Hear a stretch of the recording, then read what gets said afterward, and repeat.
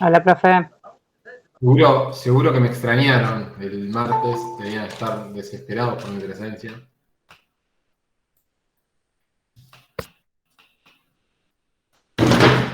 Casi se me mata un gato. Hoy vamos a...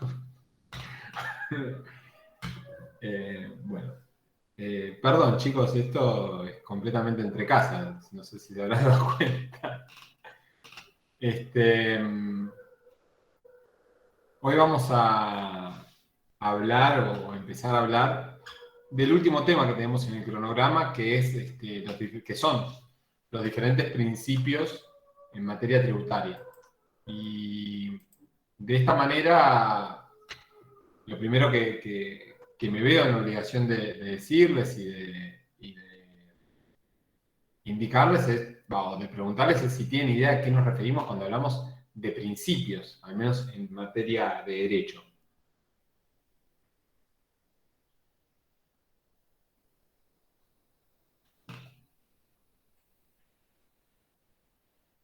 Por acá, por este lado, nada. Tenía miedo que me haya quedado sin conexión. Bueno, vamos por partes. Vamos a entender vamos a hacer una aproximación a este concepto, por supuesto, a esta idea. Por supuesto que no es lo fundamental, pero para que entiendan por qué hablamos de principios. Cuando hablamos de principios en el derecho, normalmente hablamos de cuestiones o de conceptos o criterios que van a servir de alguna manera como premisas básicas en diferentes materias justamente del derecho. Tal es así que, por ejemplo, ahora vamos a ver algunos principios en materia tributaria, pero también existen principios en materia penal, principios en materia laboral o principios en materia civil. Todos estos principios del derecho, justamente, son, como bien indica el nombre, al ser principios, son, digamos, reglas básicas, de alguna forma, que se van a tener en cuenta a la hora de crear normas, analizarlas, o interpretarlas también, o cualquier cuestión que esté asociada justamente a regular una serie de derechos, y más que nada cuando estos derechos están vinculados de forma directa con algún tipo de materia particular y de tratamiento especial, como es el caso de la materia tributaria, y como claramente se da, por ejemplo, en el derecho penal. Entonces, de esta manera, estos principios van a ser como una guía o como podríamos decir, el camino que se va a marcar para poder lograr entender toda la normativa aplicable a una cuestión. Dicho esto, y entendiendo que esta sería la aproximación más lógica o más simple de definir en materia del concepto de principios, vamos a acercarnos ahora sí a cada uno de ellos. Hoy vamos a ver 4 seguramente y los otros 4 los vamos a dejar para el martes.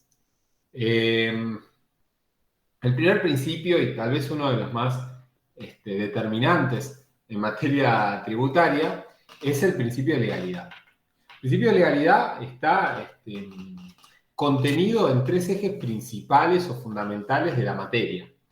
Estos 3 ejes van a ser, en primer lugar, el contenido del artículo 19 de la Constitución Nacional, en segundo lugar, el principio de legalidad propiamente dicho, y finalmente, el contenido mínimo que debe tener una norma, para que haya justamente esta legalidad a la que estamos haciendo referencia.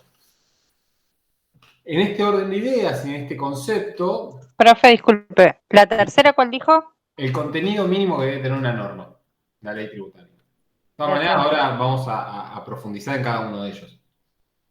El primero de ellos, el primero de estas ideas, son justamente el artículo 19 de la Constitución Nacional.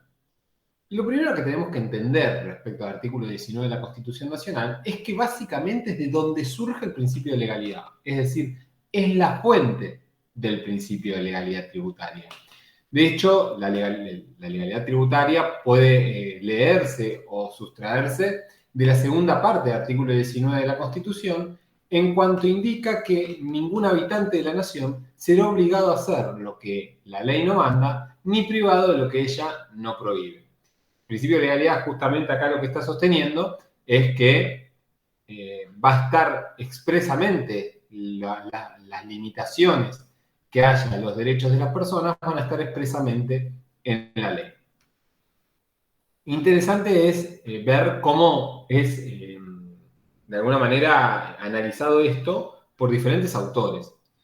A tal punto que Vidal Campos, que es tal vez uno de los constitucionalistas, tal vez no, es uno de los constitucionalistas más importantes que ha tenido nuestro país, siempre entendió que cuando uno habla de ley, en los términos del artículo 19, que dice la ley no mande y privado de lo que ella no prohíbe, es decir, se usa el vocablo ley, él lo analiza de una manera en que entiende que la palabra ley es un equivalente al concepto de norma.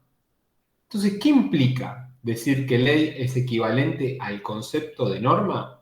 Básicamente da la pauta de que cualquier norma emanada por el Estado, ya sea una ley, un decreto, un reglamento, etc., va a tener en realidad la fuerza de ley que le concede el artículo 19 de la Constitución Nacional. Este criterio, que podríamos llamarlo un criterio amplio, está dado por una persona que es un eminente constitucionalista, y no es un dato menor. ¿Por qué digo esto? Porque es obvio que una persona que tiende a analizar desde ese punto de vista, desde el punto de vista de los constitucionalistas, lo más probable es que busque siempre las definiciones más amplias o las interpretaciones más amplias a los fines de poder abarcar mayor número de derechos. Entonces eso justamente justifica esta posición. Ahora bien, cuando nos acercamos a autores más de la materia tributaria, como es el caso de Linares Quintana va a tener un criterio que podríamos llamar más restrictivo y va a decir que cualquier acto estatal tendiente a limitar la libertad jurídica de un individuo tiene que fundarse en una ley. Y esa ley tiene que ser una ley formal o material formal. ¿Qué quiere decir esto? Linares Quintana lo que está diciendo es, toda vez que el Estado limite nuestros derechos individuales, el medio para hacerlo es a través de una ley. Y esa ley tiene que cumplir con ambos requisitos. En primer lugar, tiene que ser una ley formal y en segundo lugar, tiene que ser una ley material. Ley formal implica que tiene que pasar por el Congreso, que tiene que ser el Congreso el que emane esa norma. Y cuando decimos material, que tiene que ser una ley no solo en la forma, sino también en su contenido. Dato no menor. ¿Me siguen hasta acá? Pues yo estaba dándole trochimoche. Sí, profe. Bien. Otro análisis de otro autor es Luckey, otro autor que justamente se ocupa más de la materia tributaria. Dice, bueno, este artículo de la Constitución hace referencia a que las leyes tienen que ser tanto leyes materiales como leyes formales, pero ojo, es más importante que sean leyes en el concepto material. Es decir, básicamente lo que está diciendo Luckey es, mucho más importante de que emane el Congreso es que en su contenido responda al concepto de ley. Y para que una norma en su contenido, responda al concepto de ley, básicamente debería generar derechos y obligaciones a las personas. Algo que, en líneas generales, podría decirse que hacen cualquier norma de cierta jerarquía. Podríamos decir un decreto de necesidad de urgencia, un decreto, ni hablar de las leyes, y por sobre ellas, obviamente, la Constitución Nacional y los tratados internacionales. Entonces, con este juego de análisis, lo que tendríamos que ver es que existen entonces dos aspectos para tener en cuenta en cuanto a esto que nos da el artículo 19, el concepto de ley, etc. Por un lado, ¿cómo se delimita el concepto de principio de legalidad? Es decir, ¿cómo se delimita el concepto de ley? Porque damos en cuenta, para este análisis, cómo podemos establecer cuál es el principio, el concepto de ley, que básicamente hay relaciones jurídicas, y en este caso estamos hablando de la relación fiscal, que es una relación jurídica muy delicada, que básicamente deberían ser regladas por leyes emanadas por el Congreso. ¿Por qué? Por lo que estoy diciendo, son delicadas, tratan limitaciones a derechos fundamentales, como en este caso el derecho a la propiedad. Entonces, va de suyo que debería ser por leyes emanadas del Congreso. Entonces, lo que uno tiene que entender es que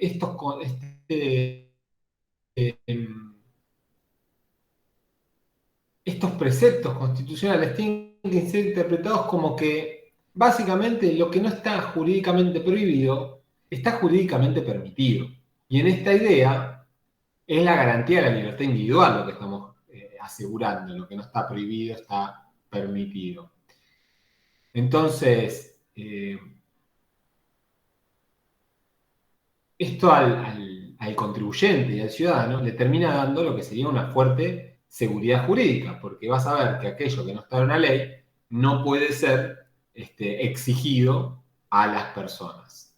En definitiva, lo que estaríamos viendo en este sentido es que no hay que hacer una interpretación amplia del concepto de ley, sino todo lo contrario, buscar que ese concepto sea lo más reducido posible. Ahora bien, esto abre la segunda cuestión. ¿Qué normas son abarcadas por el término ley entonces? Y podríamos decir que a partir de la reforma constitucional de 1994, más allá de la ley propiamente dicha, lo que se podría incluir en este concepto son aquellas normas validadas por la propia Constitución. Por supuesto, va a estar la Constitución y luego van a estar los tratados internacionales. No obstante eso, lo que se puede llegar a sumar son los DNU, los decretos de necesidad y urgencia, los cuales a la larga terminan siendo equiparables a una ley. ¿Me siguen hasta acá?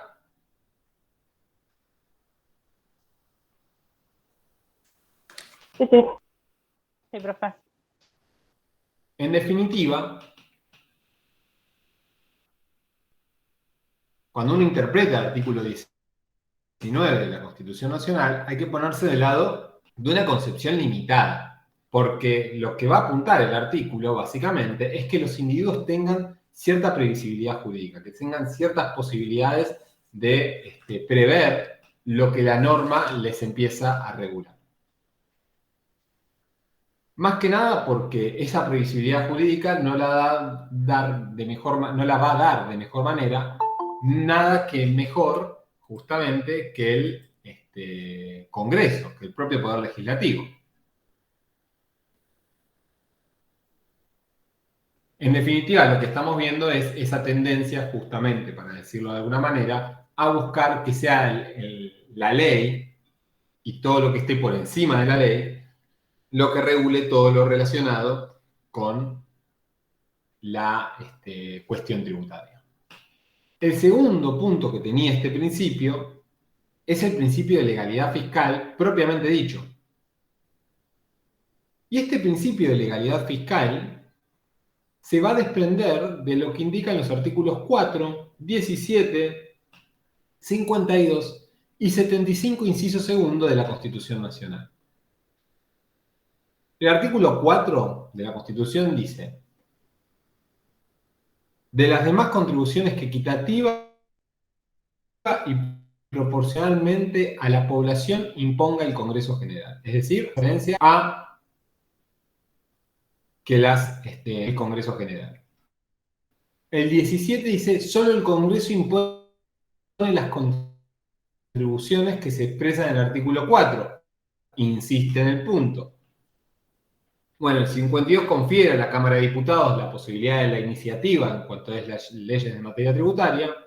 Y el 75, inciso primero, inciso segundo, le da al Congreso las facultades para regular de manera exclusiva aquellos derechos que sean de exportación, importación, de establecer en forma concurrente con las provincias contribuciones indirectas e incluso imponer contribuciones directas.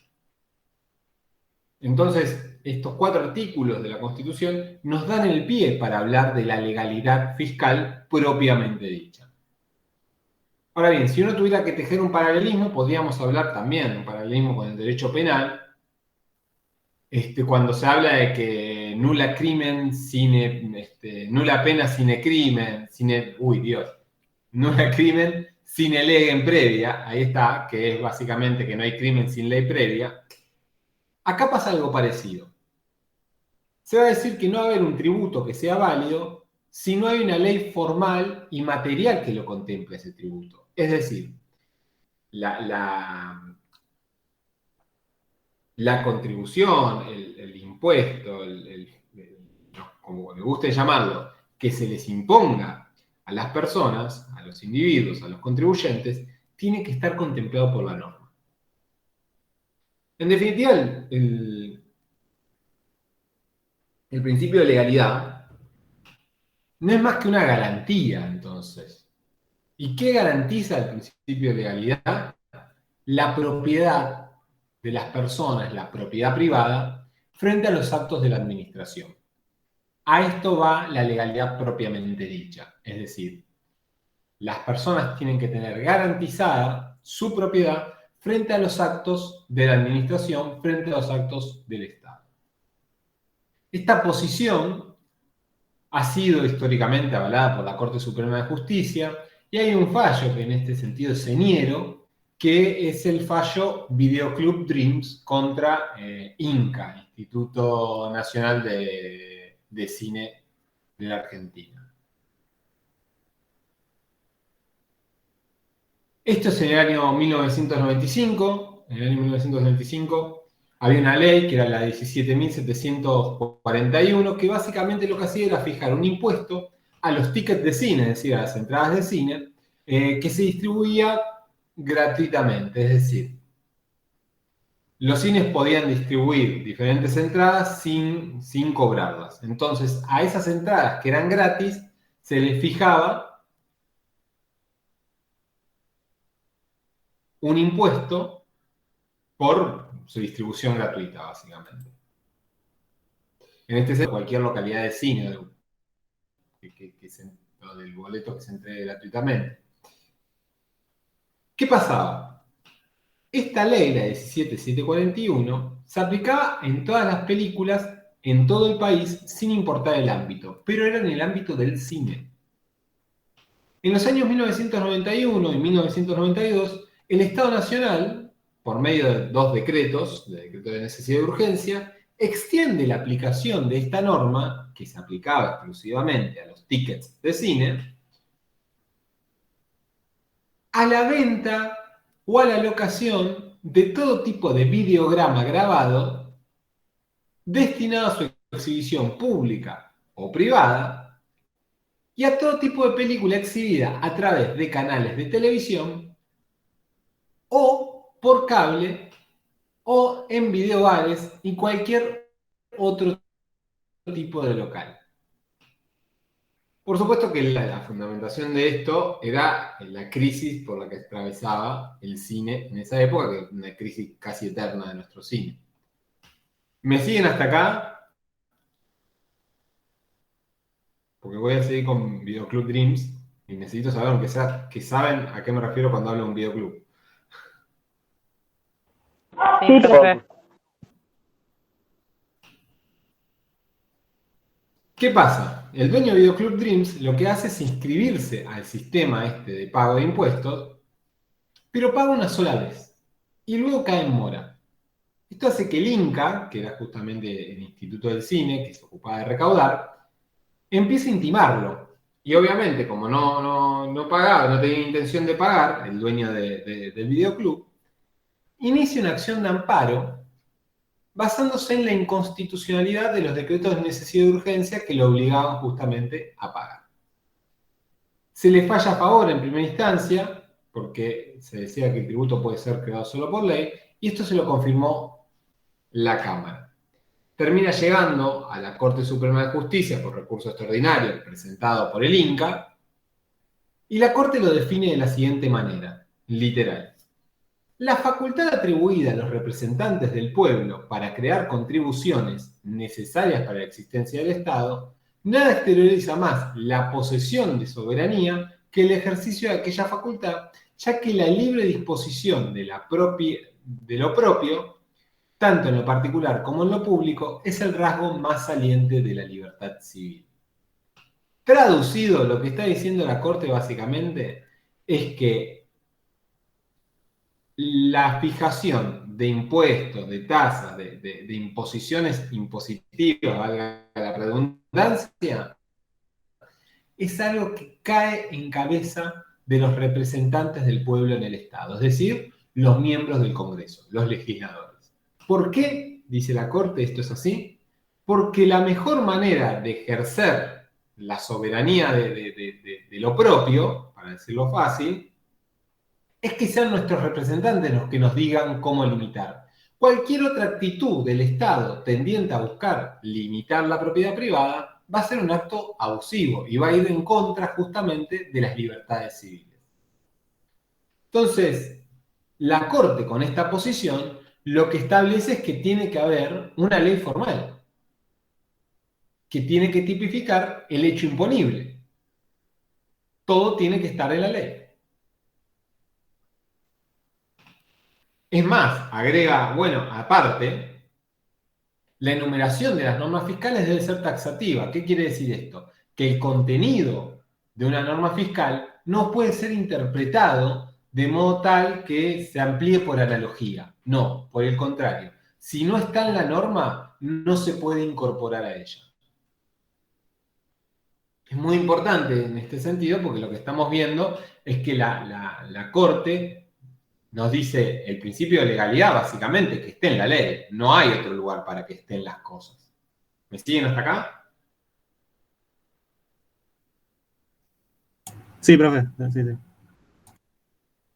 La última arista que vamos a tener en relación al principio de legalidad está dada por el contenido mínimo que debe tener una norma.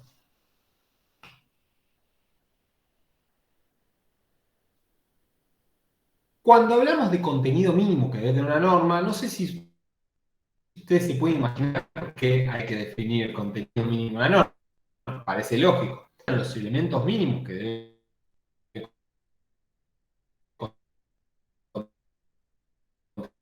contener el tributo, o sea, dentro de la regulación, se pierde el alcance de este principio. Se deja cual que sea, se la deja vacía de contenido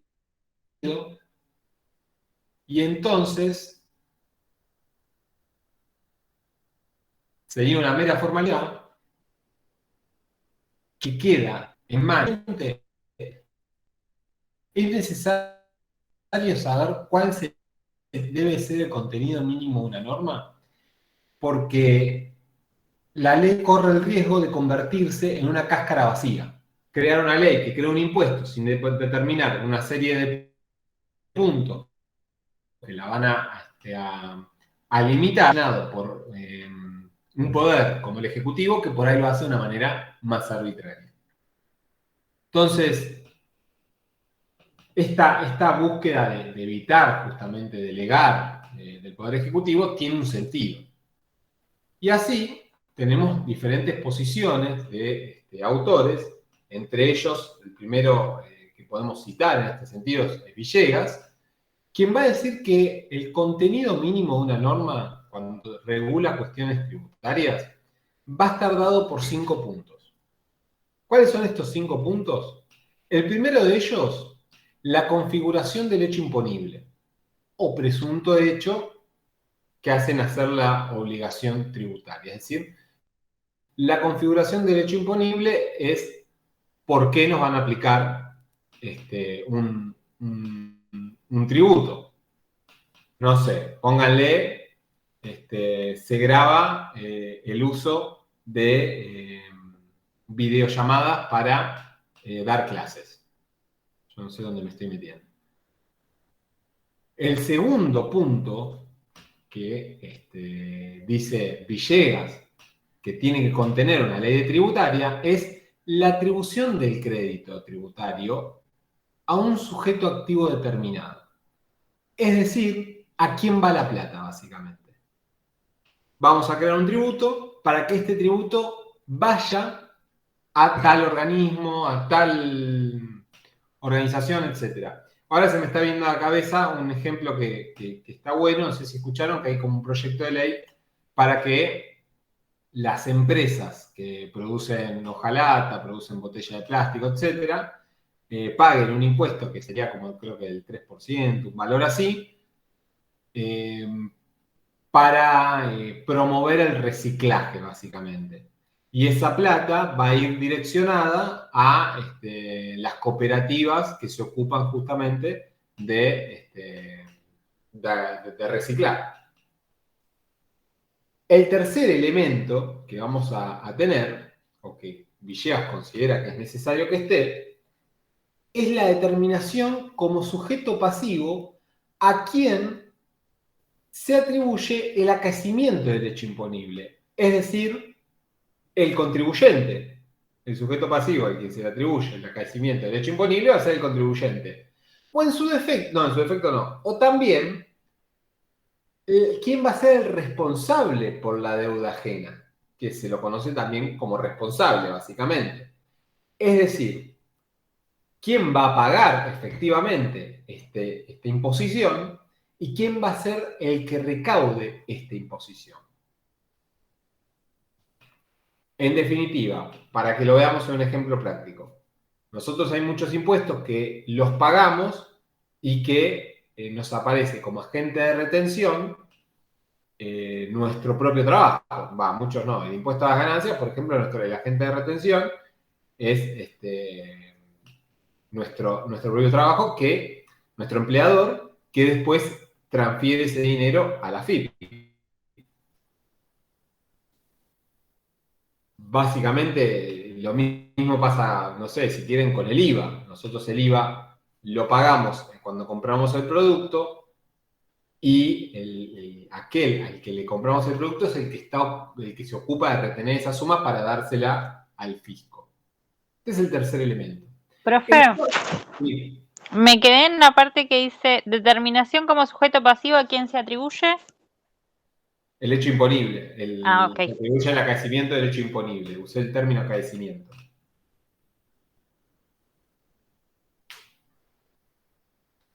Es el contribuyente esa persona.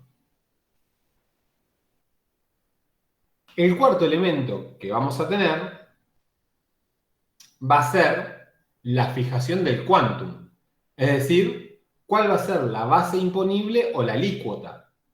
Entonces, para Villegas, en este sentido, lo que tenemos que decir además es cuánto le vamos a cobrar o a partir de dónde vamos a cobrar. En realidad, cuánto le vamos a cobrar a la persona. Va a ser, como en el caso que les di del proyecto del reciclaje, por ejemplo, un 3% del valor de la botella. Póngale. El quinto elemento y último que tiene que tener la norma para el punto de vista de Villegas es aquellas exenciones que neutralicen el hecho imponible, es decir, los exentos, quienes por diferentes motivos no se van a ver obligados a pagar ese impuesto, pero tienen que estar expresamente en la norma.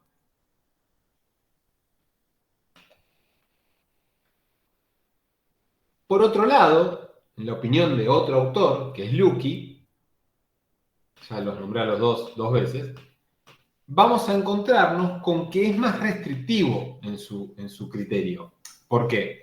Porque va a pedir más requisitos para lo que sería el contenido mínimo de la norma. Van a ver que algunos se repiten, que hay un contenido básico que van a estar todos de acuerdo, para decirlo de alguna manera, pero va a ser más amplio lo que va a entender Luckey que debe contener la norma. En primer lugar, va a decir, tiene que haber un hecho imponible definido de manera cierta. Es decir, se tiene que definir el hecho imponible con la mayor especificidad posible, buscando que no haya ningún tipo de filtración en ese hecho imponible. En segundo lugar, va a decir, lo que tiene que haber también son los presupuestos de hecho a los cuales se le atribuye la producción del hecho imponible. Por ejemplo, tienen que darse diferentes circunstancias. Primero nos dice, el hecho imponible va a ser este y lo va a definir acabadamente y después va a decirnos en qué circunstancias ese hecho imponible resulta gravable. En tercer lugar, ¿quiénes son los sujetos obligados al pago? En eso se parece a lo que decía Villegas. En cuarto lugar, va a buscar, va a definir, va a decir que el contenido de la norma tiene que contener justamente el método o el sistema para determinar la base imponible. Por supuesto que esto tiene que estar en sus lineamientos esenciales, pero lo que nos está diciendo Lucky es que si va a haber una base imponible y se la va a determinar, tenemos que saber cómo se llega a ella. En quinto lugar, va a indicarnos que tiene que haber, tiene que contener la norma la alícuota que se le va a aplicar para fijar el monto del tributo. En sexto lugar, los casos de exención, es decir, quienes quedan exentos. En séptimo lugar, los supuestos de infracción, dato no menor, es decir, cuándo se cae en infracción a la norma, cuándo hay una deuda, cuándo se computa una mora, etc. En octavo lugar, si nos dice las sanciones, nos va a decir, perdón, si nos dice las infracciones, nos van a decir las sanciones que le son aplicables a estas infracciones. En noveno lugar, nos dice Lucky, la ley tiene que decir el órgano administrativo con competencia para recibir y exigir el pago. Cosa de que no sea cualquiera, sino el que vaya a usufructuar ese pago, o en su defecto, quien vaya a realizar la distribución de ese pago, la redistribución de ese pago. Y finalmente, en décimo lugar, el tiempo por el cual se tiene que pagar ese tributo, es decir, el periodo de vigencia de una norma impositiva. Si se dan cuenta, este criterio es mucho más restrictivo, busca que haya mucho más contenido en la norma, que sea un contenido que le dé determinabilidad, para decirlo de alguna manera, que le dé previsibilidad, que se pueda, que no se tenga que interpretar algunas partes, etc. Desde el punto de vista de la Corte, algo que ya dejó sentado en este fallo que les dije antes, Videoclub Dreams, para la Corte lo importante es que la ley unifique y tipifique el hecho imponible. Lo ha dicho de manera reiterada esto. Y además ha sostenido que la ley que crea el tributo debe estar acompañado por la prohibición a cualquier otro poder del Estado de regular los mismos elementos sustanciales, de gravar lo mismo. Entonces, para evitar el doble gravamen, digamos. Entonces, en esta lógica de la que estamos hablando, y siguiendo por ahí algo de lo que dijo Lucky, la ley, en definitiva, tiene que, además de tener que ser material y formalmente una ley, no tiene que tener ningún tipo de delegación legislativa hacia el Estado. Porque si tuviera delegaciones hacia el Estado, no, hacia el Ejecutivo, porque si tuviera delegaciones hacia el Ejecutivo, lo que va a pasar es que nos vamos a encontrar frente a una inconstitucionalidad. ¿Se entendió esto?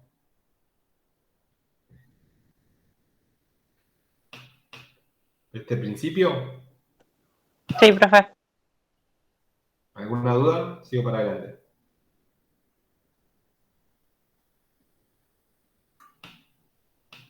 Sigo para adelante. El siguiente principio del que vamos a hablar es el principio de igualdad fiscal. Básicamente, el principio de igualdad fiscal va a nacer de la igualdad. Van a ser del principio de igualdad contenido por la Constitución Nacional en el artículo 16, que al final de todo dice que la igualdad es la base del impuesto y de las cargas públicas. Ahora bien, el principio de igualdad va a tener dos aristas que le van a dar dos ópticas para ser aplicado. La primera de ellas es la igualdad ante la ley. La idea acá es entender que las leyes regulan las obligaciones tributarias y que aquellos órganos que aplican justamente estas normas tienen que hacerlo de una manera tal que sea equivalente para todos y que sea equivalente por lo que determina la ley. Es decir, se tiene que aplicar la ley de igual manera para todos. Esto es la igualdad ante la ley. ¿Qué quiere decir esto? Básicamente que la ley es una y es total para todos. Y no se puede admitir que se la aplique de manera discrecional. O sea, aquel organismo detentador del poder que aplica la ley, la tiene que aplicar de manera equivalente para todos los actores, para todos los contribuyentes en este caso, y no puede hacerlo de manera discrecional. Entonces, en este orden de ideas tenemos un problema. Y el problema es, ¿qué pasa cuando hay un juez interpretando la ley? Porque esta igualdad ante la ley se rompe si un juez analiza la ley en términos, a grandes rasgos, en términos generales. Y esto lo resolvió la Corte de una manera bastante, podríamos decir, inteligente, al entender que cuando se trata de cuestiones de interpretación normativa, no se va a romper esa igualdad ante la ley. Porque no va a haber desigualdades, porque en realidad es básicamente la interpretación por parte de los jueces de las normas que les son aplicables, que les traen a su conocimiento en realidad. Entonces no podemos pensar que hay desigualdad cuando en realidad cada juez aplica con su criterio la norma que le trae a su conocimiento. Y en definitiva, quien tiene interpretación última de todas las normas es la Corte y allí se van a unificar todos los criterios. Entonces no hay desigualdad ante la ley frente a las resoluciones de los jueces. La otra arista, o el otro punto de vista que vamos a tener respecto a la igualdad, es la igualdad en la ley. Es decir, pasamos de la igualdad ante la ley a la igualdad en la ley. Mientras la igualdad ante la ley es aplicable al momento de crear la ley, es decir, una vez creada la norma, la igualdad en la ley va a estar en un momento previo. ¿Qué quiere decir esto? Quiere decir una limitación a las potestades legislativas.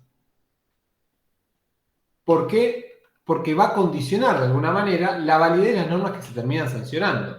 La igualdad en la ley va a implicar un análisis más de lo material de la ley que de lo formal.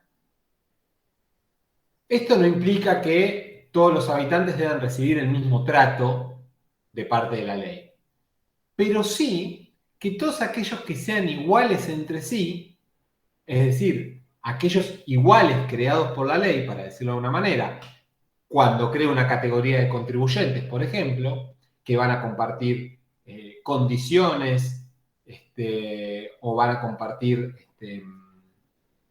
hechos imponibles, van a tener que estar considerados por la norma de una manera idéntica. No puede haber discriminación entre estos iguales.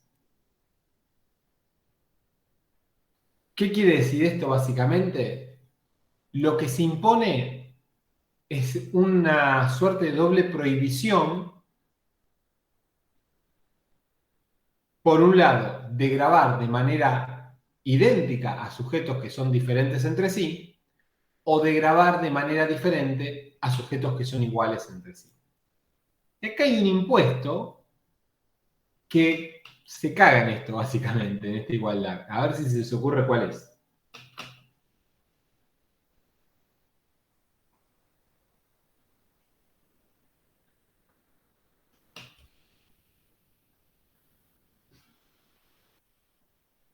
¿Estoy solo?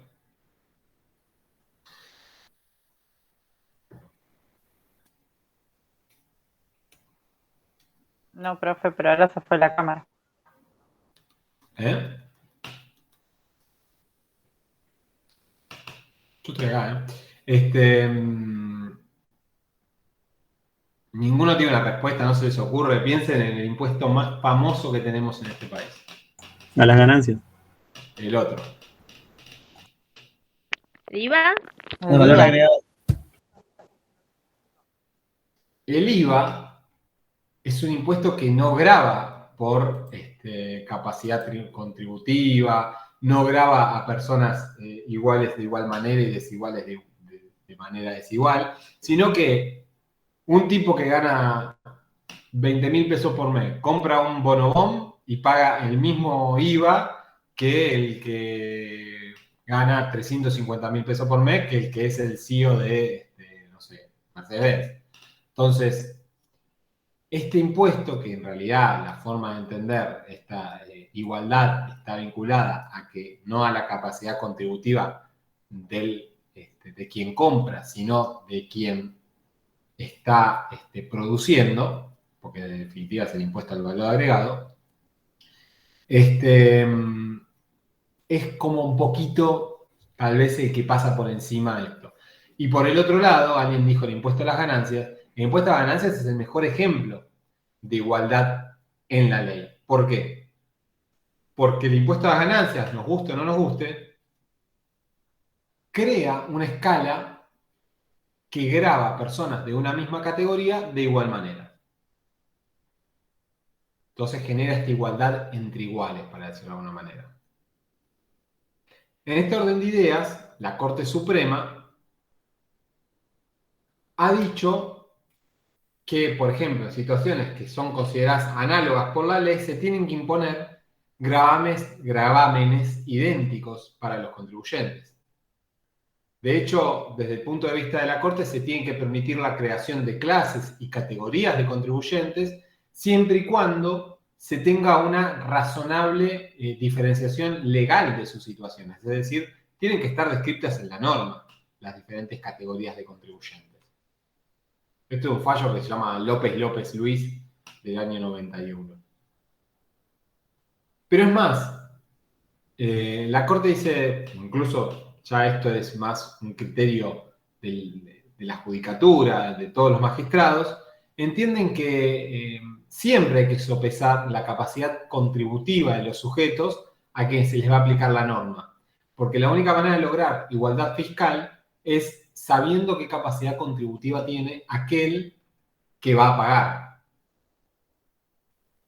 Entonces, incluso agrega que a veces hay discriminaciones, y fíjense este dato que es interesante, hay formas de discriminar dentro del ámbito de los contribuyentes que no tienen que ajustarse tanto a ello cuando se responde a otros criterios o a otros motivos. Es decir, muchas veces podríamos decir que la regla de la igualdad es justamente esta idea de la igualdad en la ley, es esta idea de que a igual capacidad contributiva, igual gravamen. Ahora, la Corte permite que haya excepciones, que serían aquellos casos en que se puede discriminar, entre comillas, un contribuyente, ya no por su capacidad contributiva, sino por otros motivos. Tal es así que en un fallo que es de todo el conurbano bonaerense, porque es el fallo Delia Bonorino Ezeiza de Claypole, contra Provincia de Buenos Aires, decía que, bueno, el régimen impositivo es instrumento de gobierno y para la obtención del bien común. Ha de considerarse no exclusivamente la mayor o menor capacidad contributiva de cada uno, sino también un mayor o menor deber de contribuir. Fíjense que utiliza el concepto, en este caso, deber de contribuir, que tiene razón de ser distinta de solo la capacidad económica de quien contribuye.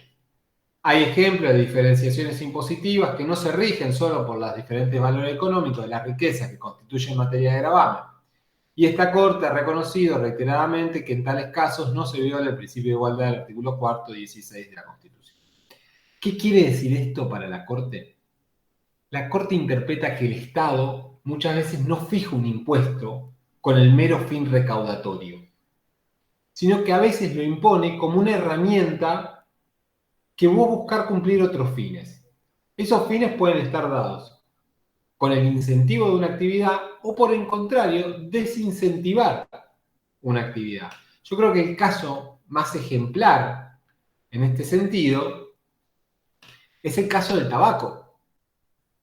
tiene una carga impositiva muy fuerte para quitarle incentivo al consumo de cigarrillos.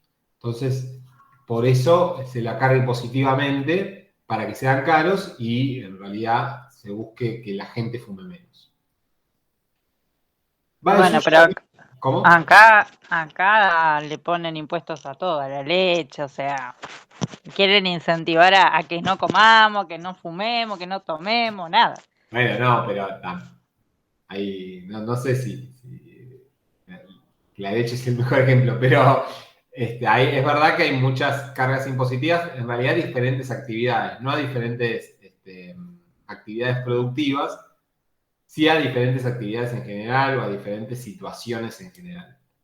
Qué sé yo, por ahí un ejemplo que es válido en este sentido es el gravamen que tienen la nafta. Las naftas tienen muchos gravámenes y no es para desincentivar el consumo de nafta, sino que porque les conviene a cada una de las localidades que tienen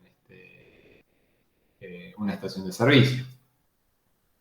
Pero yo tengo que decirte en teoría, me acaba de sonar el portero, rarísimo, en teoría,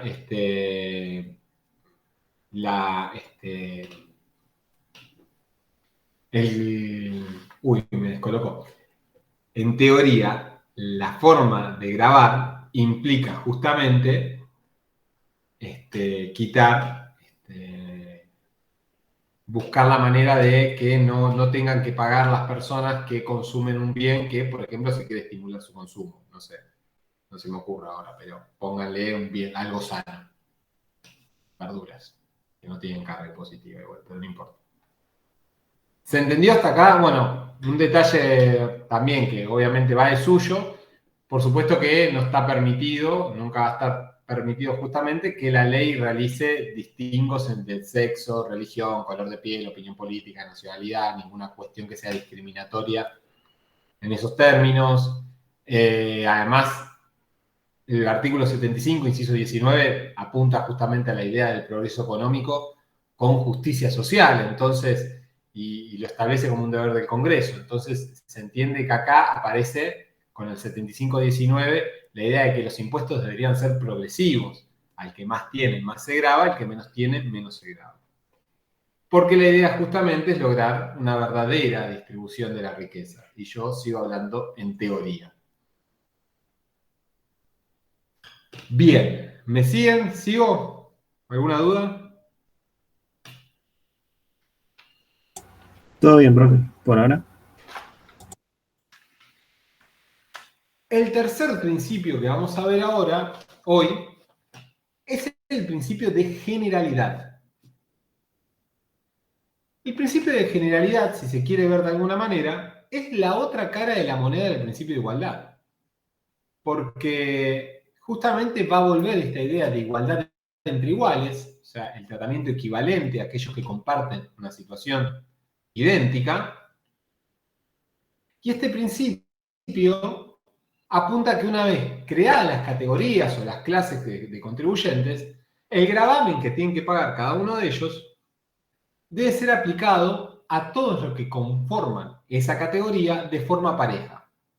No se puede aplicar a unos sí y a otros no. O sea, va más allá de lo que hablábamos de la igualdad entre iguales, porque la igualdad entre iguales anterior, o sea, la igualdad en la ley que estábamos hablando, hacía referencia a que si están en la misma categoría, tienen que tener el mismo gravamen. El principio de generalidad lo que nos va a decir es que si son la misma categoría de contribuyentes, tienen que ser tratados de la misma manera. Es decir, no es que a uno se le va a cobrar más que a otro o que se le va a cobrar más rápido que a otro. Entonces, este es el tratamiento parejo que tienen que recibir. Por supuesto que esto tiene una excepción, que son aquellos que se encuentren exentos de pagar algún tipo de carga impositiva, porque básicamente ellos sí van a romper con el principio de generalidad, pero es importante saber que cuando existen estas personas, es decir, o estos contribuyentes que van a quedar exentos, la norma tiene que ser taxativa, tiene que enumerarlos de manera taxativa.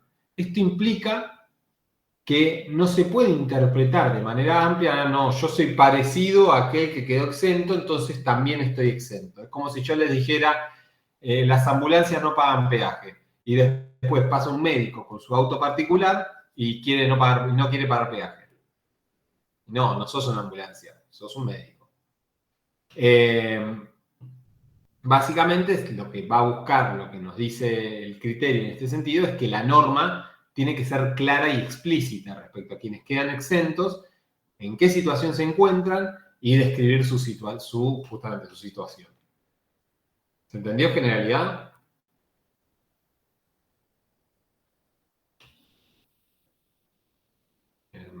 Corto de dos. Sí, profe. Sí, sí, profe. Sí, profe. Por último, por hoy, vamos a ver el principio de no confiscatoriedad. ¿Saben qué quiere decir que algo sea confiscatorio? Básicamente es cuando de alguna manera retiene más del patrimonio de una persona de lo que debería retener. Básicamente cuando el Estado se queda con mucho de tu propiedad. El principio de no confiscatoriedad viene de los artículos 14 y 17 de la Constitución Nacional. Y cuando hablamos de confiscatoriedad, necesariamente vamos a estar haciendo referencia a la violación de la propiedad privada por parte del Estado. De tal manera, si nos fijamos en el contenido de la norma, el artículo 14 de la Constitución Nacional dice que todos los habitantes de la nación gozan de los siguientes derechos conforme a las leyes que reglamenten su ejercicio, a saber, y uno de ellos es de usar y disponer su propiedad. En el artículo 17, fíjense lo que dicen, la parte que resulta competente al caso, dice, bueno, la propiedad es inviolable y ningún habitante de la nación puede ser privado de ella, sino en virtud de sentencia fundada en ley. Y sigue después de eso y agrega que se pueden expropiar las propiedades, y cuando se expropian las propiedades, dice, la expropiación por causa de utilidad pública debe ser calificada por ley y previamente indemnizada. Fíjense estas limitaciones a la propiedad privada, cómo las establece la Constitución. Por un lado, tiene que haber una sentencia de intervención judicial, o por el otro tiene que haber una ley, es decir, la intervención del Congreso nuevamente. De esta manera, cuando hacemos referencia a los límites al derecho a la propiedad, vamos a encontrarnos con 3 puntos o con 3 aristas. La primera de ellos es esto que estamos hablando. La privación tiene que estar establecida en una sentencia basada por ley, esto es lo que dice el artículo basada en ley, el artículo 17. En su defecto, la otra posibilidad es que se dé el hecho de la expropiación por la causa de utilidad pública, que también tiene que estar calificada por ley y además tiene que estar indemnizada, también el artículo 17. Y finalmente nos encontramos con los tributos exigidos por el Estado y creados por la ley, que es de la interpretación armónica entre el artículo 17 y el ya mencionado artículo 4 de la Constitución. Obviamente, para nosotros lo central es este último punto, porque fíjense que estamos hablando de límites a la propiedad, pero no estamos hablando de las limitaciones que se le puede dar al Estado para imponer impuestos, para justamente imponer contribuciones. Entonces, si el Estado no tiene una limitación explícita en ese sentido, va de suyo que hay que buscarla de alguna forma, porque no podría fijar sino impuestos que limiten la propiedad privada de una manera arbitraria. Y en este sentido, tenemos que hablar de una suerte de garantía implícita que tiene la Constitución, por lo menos a partir de lo que interpreta la Corte. ¿Qué quiere decir esto? Básicamente, la tributación, cuando excede cierto nivel, se transforma en confiscatoria y por lo tanto inconstitucional. ¿Por qué? Porque va a ser justamente una violación al derecho a la propiedad. Esto dice la Corte, básicamente.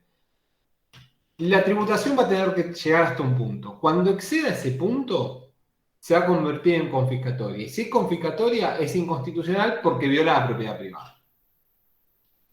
Hay autores que hacen referencia a esto, Harach, Espiso, que dicen, bueno, por un lado dice Harach, la Corte lo que busca es siempre la no confiscatoriedad de sus fallos. Es decir, no busca cubrir la garantía de la legalidad, sino salvar el contenido del derecho a la propiedad. Es decir, para Harach, la Corte cuando resuelve un caso de este tipo, no busca que la imposición sea legal, sino que no se zarpen con la propiedad privada. Por su lado, Espiso va a decir, bueno, en realidad la no confiscatoriedad surge de lo que dice el artículo 28 de la Constitución, que protege todos los derechos y garantías que están reconocidos en la Constitución. Entonces, la no confiscatoriedad ya viene dentro del contenido constitucional. A grandes rasgos, hay que decirlo, la Corte se ha referido históricamente a este concepto, a este tema, al tema de la confiscatoriedad, y han tenido innumerable cantidad de fallos. Uno de ellos es López López, al que les hice referencia hace un rato. Y ha hecho también referencia en el caso del impuesto a las ganancias, cuando dice, bueno, se puede dar o se puede configurar un supuesto de confiscatoriedad, y fíjense lo que dice. Si entre una y otra suma, es decir, la liquidación de la ganancia neta y el importe que se va a pagar, se presenta una desproporción de magnitud tal que permite extraer razonablemente la conclusión de que la ganancia neta determinada según las normas vigentes no es adecuadamente representativa de la renta, enriquecimiento o beneficio que la ley de impuesto a las ganancias pretende gravar. ¿Qué quiso decir en esto la Corte? Básicamente, que si la relación entre el ingreso denunciado o informado por el contribuyente y lo que está pagando no guarda cierta proporción, y usa un término desproporción de magnitud, y después va a usar el término parte sustancial, básicamente si se rompe eso, estamos hablando de un acto confiscatorio por parte del Estado. El problema es que la Corte usa términos vagos. Habla, como les dije, habla de desproporción de magnitud y después habla de parte sustancial. ¿Y qué es una parte sustancial? ¿Cómo cuantificamos una parte sustancial?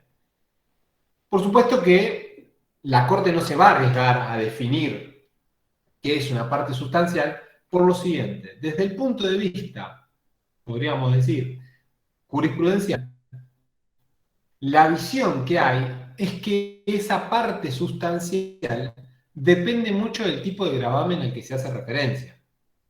No va a ser lo mismo si estamos grabando ganancias que si estamos grabando ingresos brutos que si estamos grabando IVA.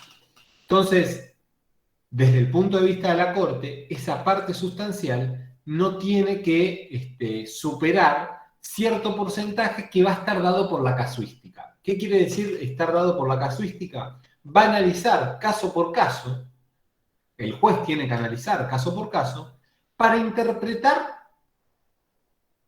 si una imposición contributiva es confiscatoria. Es todo un tema, porque si lo piensan, eso quiere decir que dependiendo del impuesto del que estemos hablando, del gravamen que estemos hablando, puede variar el criterio. Hay una realidad. En líneas generales, los diferentes fallos de la Corte han buscado entender que esta idea de confiscatoriedad va a estar dada cuando se tocan números cercanos o alrededor al 33%. Siempre que se estén en esos números, superando el 33%, es muy probable que estemos hablando de confiscatoriedad. ¿Por qué es así? La verdad que es una cuestión más de criterio que otra cosa. No hay una definición matemática de por qué el 33%, superar el 33% de lo que se graba es confiscatorio, pero está.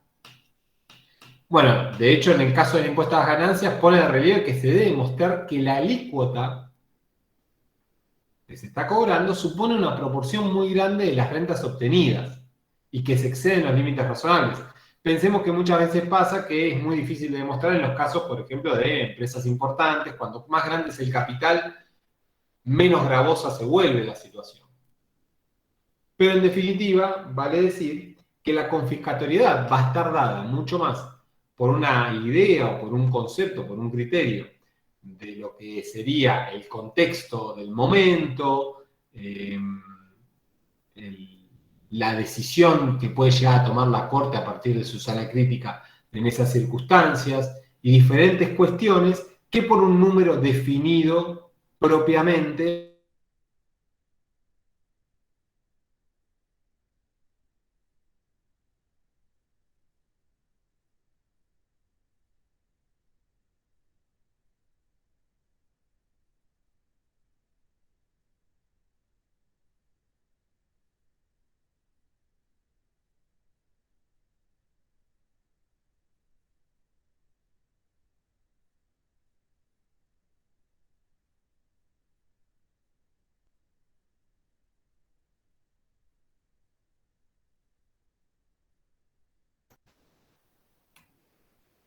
Chao, profe, gracias. Buen fin de...